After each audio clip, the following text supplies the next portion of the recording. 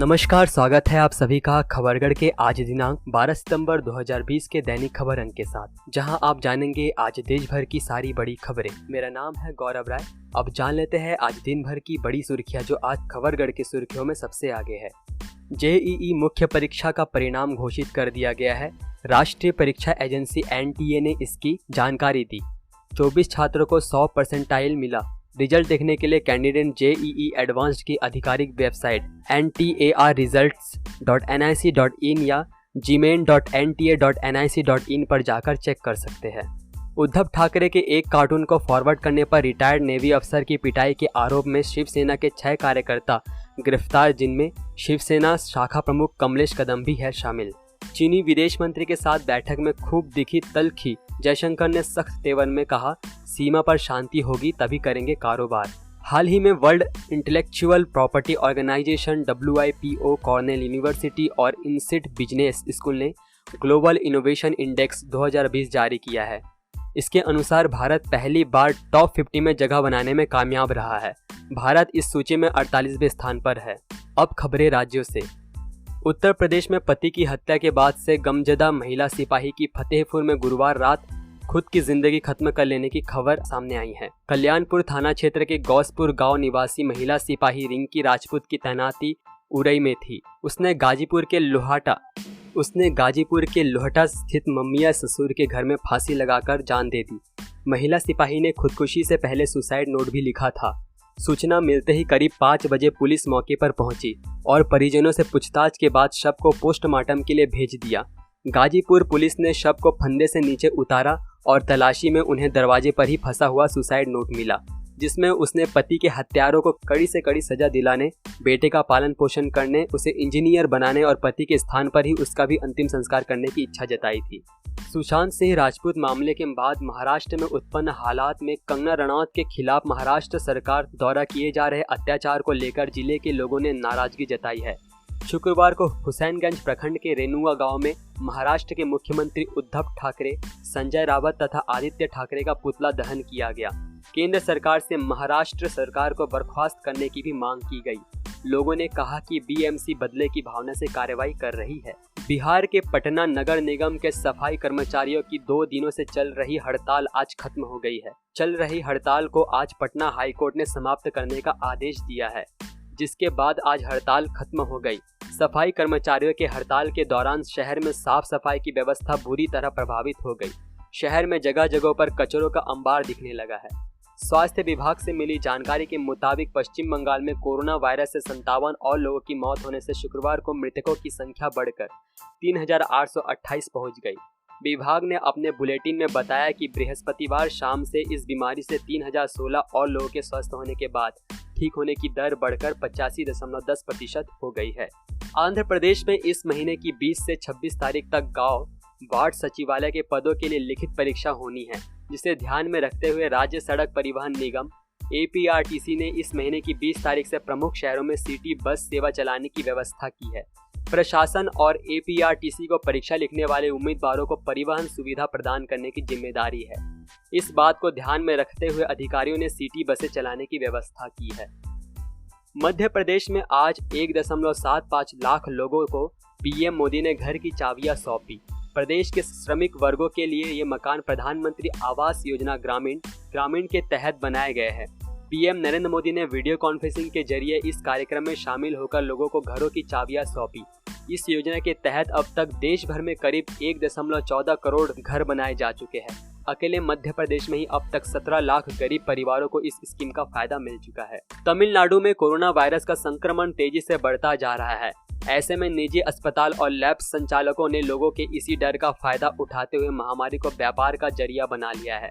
The new Indian express के अनुसार तमिलनाडु मक्कल उरीमाई काची की प्रदेश अध्यक्ष कुमोजी ने दावा किया है कि सेलम जिले के कई निजी अस्पताल और निजी लैब संचालक कमाई करने के लिए सामान्य खांसी, जुकाम और बुखार के मरीजों की भी जांच में कोरोना वायरस के संक्रमण की पुष्टि कर रहे हैं। राजस्थान कर्मचारी चयन बोर्ड ने यूनिवर्सिटीज की परीक्षाओं को देखते हुए अपनी अक्टूबर महीने की परीक्षाएं फिलहाल टालने का निर्णय लिया है। एक और प्री BEd प्रवेश परीक्षा यानी कि PTET 16 सितंबर को प्रस्तावित है, तो दूसरी ओर UGC नेट की परीक्षा भी इसी तिथि पर है। आरपीएससी की एसीएफ भर्ती परीक्षा 20 से 27 सितंबर के बीच आयोजित होने वाली है, जबकि आरयू की अंतिम वर्ष की परीक्षाएं 18 सितंबर से शुरू हो रही है। शांति व समृद्धि के लिए कर्नाटक से असम पैदल निकले संत नारायण स्वामी साल 2013 और 2017 में 2 बार पैदल ही कामाख्या मंदिर पहुंचने वाले नारायण स्वामी मां कामाख्या के लगाव में इतने अभिभूत हो गए हैं कि साल 2020 में भी एक बार फिर मां कामाख्या के दर्शन हेतु वे किशनगंज जिले के गंधर्वडांगा थाना क्षेत्र के ताराबाड़ी राम जानकी मंदिर पहुंच चुके हैं। Department for promotion of industry and internal trade शुक्रवार को स्टार्टअप को बेहतर इकोसिस्टम उपलब्ध कराने वाले राज्यों की रैंकिंग जारी की। इस रैंकिंग में गुजरात एक बार फिर सबसे बेहतर प्रदर्शन करने वाले राज्य के रूप में उभरकर सामने आया है। शुक्रवार को वाणिज्य मंत्री पीयूष गोयल ने रैंकिंग जारी करते हुए बताया कि इसमें 22 राज्यों और 3 केंद्र शासित प्रदेशों ने हिस्सा लिया है। ये रैंकिंग नवोदित उद्यमियों को स्टार्टअप स्थापित करने के लिए बेहतर इकोसिस्टम उपलब्ध कराने के आधार पर तय की गई है। ओडिशा की नवीन पटनायक सरकार ने रविवार को होने वाली नीट प्रवेश परीक्षा में हिस्सा लेने वाले अभ्यर्थियों के लिए फ्री ट्रांसपोर्ट और रहने की सुविधा देने के लिए बड़े पैमाने पर इंतजाम किए हैं।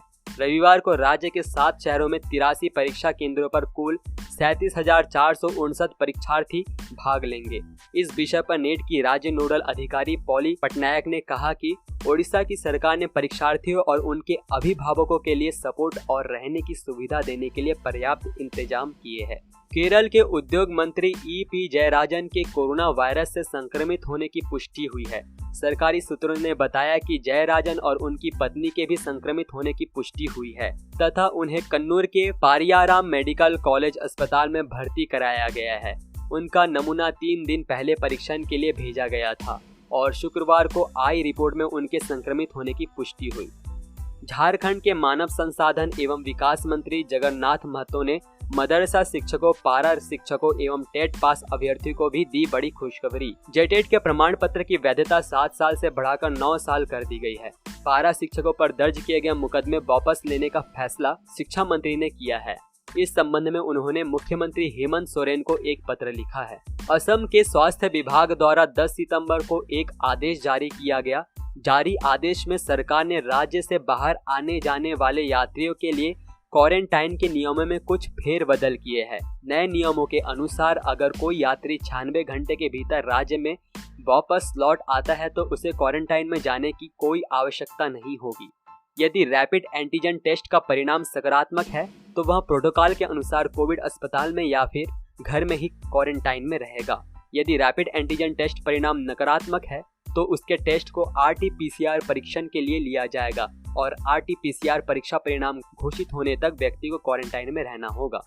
पंजाब एवं हरियाणा उच्च न्यायालय ने पंजाब विश्वविद्यालय द्वारा वर्तमान शैक्षणिक सत्र में की गई 5% फीस वृद्धि पर रोक लगा दी है।